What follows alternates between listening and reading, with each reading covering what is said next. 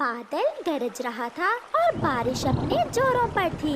जंगल के सभी पक्षी अपने अपने घरों में डरे हुए बैठे थे। उनमें कुछ पक्षी तो बहुत भूखे थे, क्योंकि कई दिनों तक लगातार बरसात होने के कारण उनके घरों से भोजन खत्म हो चुका था। कौवा और कौवी भूखे सताए हुए कबूतर के घर आते हैं। वो दस्तक देते हैं। कबूतर जी, ये कौन है ऐसी बारिश में? मैं देखता हूँ। कबूतर यार, अब तो हमसे उड़ा भी नहीं जा रहा था। भूख के कारण पेट में दर्द हो रहा है। लूसी बहन, क्या आपके पास कुछ भोजन है? नहीं गोरी बहन, हमारे पास तो कुछ भी नहीं था। जो भोजन बरसात के लिए हमने जमा किया था वो तो आपने बरसात शुरू होने से पहले ही चोरी करके खा लिया था। लूसी, ऐसी छोटी मोटी शरारतें तो हम शुरू से ही करते आ रहे हैं, परंतु क्या पता था कि इस बार बरसात इतने दिन रहेगी। ऐसी बारिश में अगर कुछ खाने को मिलेगा तो चिड़िया के घर से ही मिलेगा। यार कबूतर, चिड़िया की तो कुछ दिन पहले मुझसे लड़ाई हुई थी। वो तो मुझे कुछ भी खाने को नहीं देगी। वो चिड़िया बहुत दयालु है, अगर उसके पास कुछ हुआ तो वो जरूर हमारी मदद करेगी। तो फिर चले चिड़िया के पास जाते हैं हम सब मिलकर। फिर वो सब चिड़िया के घर की तरफ जाते हैं। तेज बारिश और ऊपर से ठंडी हवा ने तो गर्मियों के मौसम में ही ठंड बना दी थी। वो सब बहुत मुश्किल से उड़ते उड़ते चिड़िया के घर पहुंच जाते हैं। मैंने आप सबको खिड़की में से ही देख लिया था, इसलिए मैंने पहले ही दरवाजा खोल दिया। चिड़िया बहन, हमने तो बहुत इंतजार किया बारिश के रुक जाने का, परंतु बारिश तो और भी ज्यादा तेज हो गई है। हम बहुत भूखे हैं। और हम भी। चिड़िया, उस दिन कालू ने जो आपसे लड़ाई की थी, मैं उसकी माफी मांगती हूँ आपसे। चिड़िया बहन, अगर ऐसे मौसम में हमें कुछ खाने को ना मिला तो हम भूख से मर जाएंगे।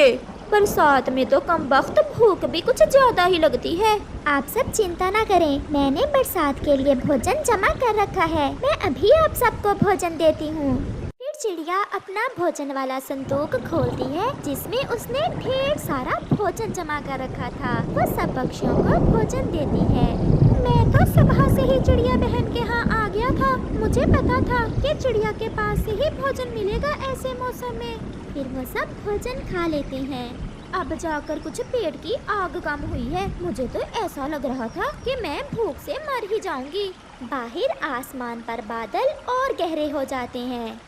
बड़ा बादल तो खुद पर काबू ही नहीं कर पा रहा था। मेरे अंदर पानी की मात्रा बहुत ज्यादा है। मैं कतरा कतरा नहीं बरस सकता, मैं फट जाऊंगा।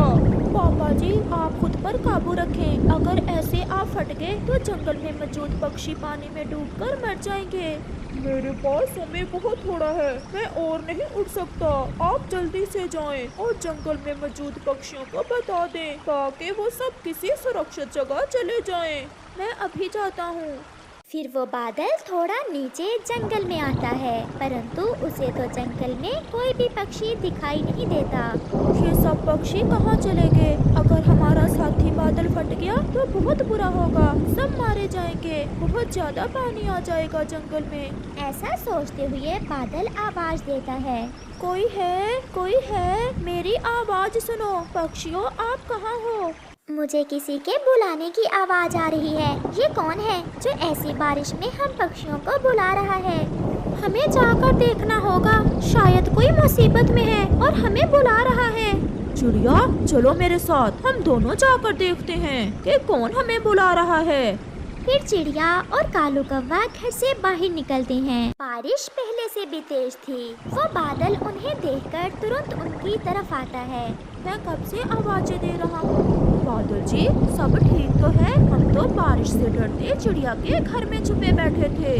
हमारा एक साथी बादल थोड़ी ही देर में फटने वाला है। मैं आप सबको बताने आया हूँ कि सब पक्षी किसी सुरक्षित जगह पर चले जाएं।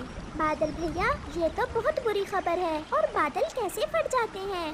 हमारे एक साथी ने पानी अपनी प्यास से कुछ ज्यादा ही पी लिया था और अब वो बादल पानी का बोझ उठा नहीं पा रहा और उस पर हवाओं का दबाव बढ़ रहा है, जिस कारण वो फट जाएगा। तो क्या हम पहाड़ों पर चले जाएं? बादल भैया, क्या पहाड़ों पर तो नहीं आएगा उस बादल का पानी? बादल फटने से जोर का धमाका होगा और बहुत सारा पानी बारिश की बूंदें बनकर गिरने की बजाय एक साथ जमीन पर गिरेगा। समय थोड़ा है, बेहतर है कि आप पहाड़ों पर ही चले जाएं। फिर वो बादल वापस आसमानों में और चिड़िया और कौवा वापस घर जाते हैं।